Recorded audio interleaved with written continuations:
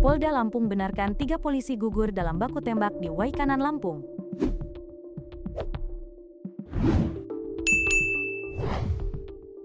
Polda Lampung membenarkan gugurnya 3 anggota polisi dalam baku tembak di Kampung Karangmanik, Kecamatan Negara Batin, Waikanan, Senin, tanggal 17 Maret tahun 2025 sore.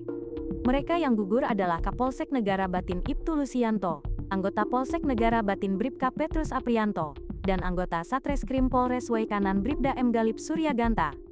Kabid Humas Polda Lampung Kombes Yuni Iswandari Yuyun mengatakan, 3 polisi itu meninggal dunia saat menjalankan tugasnya menggerebek judi sabung ayam.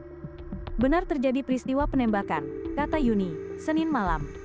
Yuni menjelaskan kronologi peristiwa baku tembak tersebut.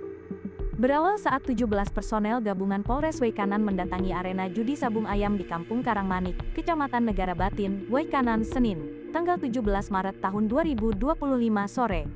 Setiba di TKP, petugas langsung ditembaki oleh orang tak dikenal, OTK. Akibatnya, 3 personel gugur.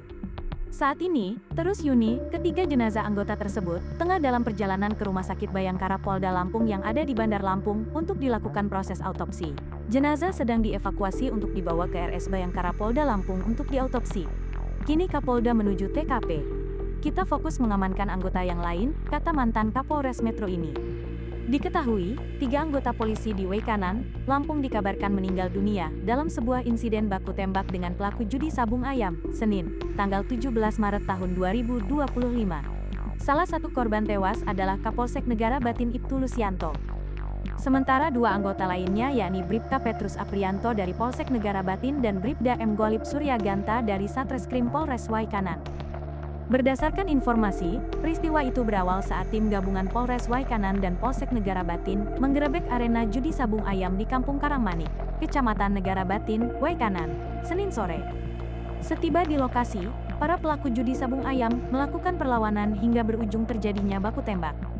Kapolsek Negara Batin Ibtu Lusianto dikabarkan gugur dalam peristiwa tersebut. Nasib serupa dialami Bribka Petrus Aprianto dan Bribda M. Galip Suryaganta. Sampai berita ini ditayangkan, tribunlampung.co.id masih meminta konfirmasi terkait peristiwa baku tembak tersebut kepada Polda Lampung.